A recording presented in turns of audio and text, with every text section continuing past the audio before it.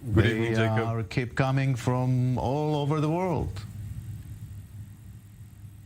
Yes, leaders from all over the world, but especially leaders that had an interest in meeting Emirati officials, if we, narrow the viewing angle. UK, France, Germany, Indonesia, the Palestinian Authority, and Israel.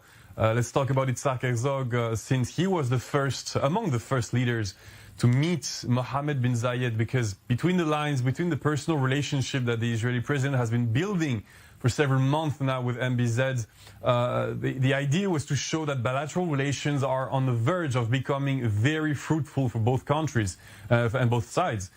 We've talked about weapons sales. 7% of what Israel sells is being sent here in this region. Cybersecurity tools, artificial intelligence, banking automation, agriculture, and so on and so forth. And at the same time, this visit allows both countries to move on after the recent events in Jerusalem.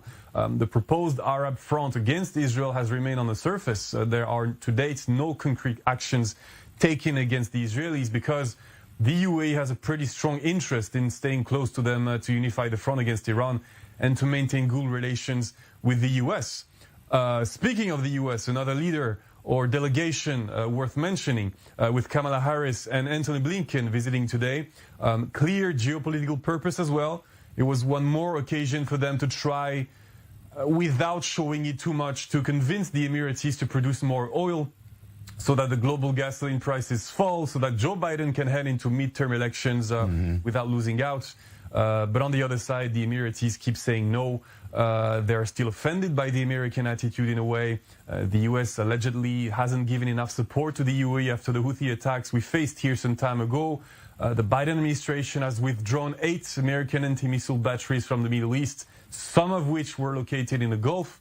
Batteries that, as their name indicates, allowed the Saudi Emirati coalition at war in Yemen to defend itself against missiles fired from the Houthi rebels, but also from Iran.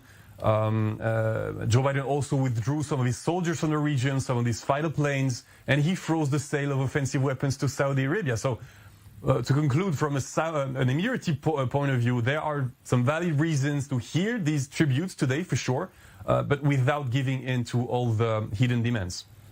Right. You know, in this kind of events, we ask not only who's coming, but who did not show up. Well, there's one notable absence, Jacob. Ibrahim Raisi, the president of Iran. Diplomatically speaking, it would have been a good opportunity for him, but instead he sent his foreign minister, and there was no media coverage. Certainly, UAE-Iran relations have deteriorated. The list is long. There was the attack on the Saudi embassy in Tehran in 2016, the strikes against the Saudi oil industry blamed on Iran, etc., etc. All this makes a lot, certainly, but at the end of the day, it weighs little because in the shadows, the two countries have never broken off their relations. Quite the opposite. The UAE is Iran's first partner in terms of imports. The Iranians have about $2 billion of investments here.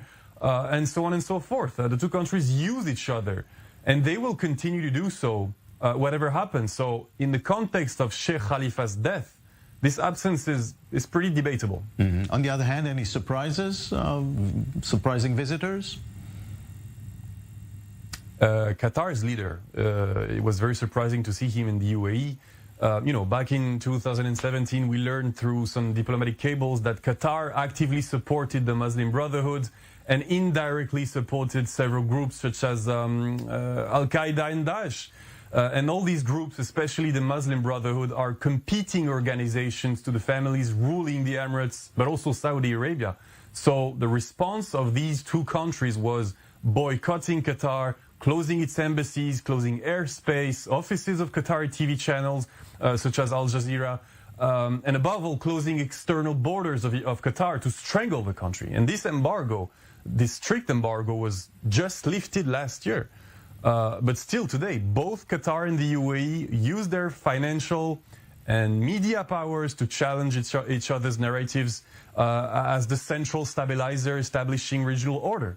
So the question here is, to what extent Qatar and the UAE can tolerate each other's regional aspirations in negotiating the process of regional order? So this visit looks like the beginning of maybe a new configuration. Interesting.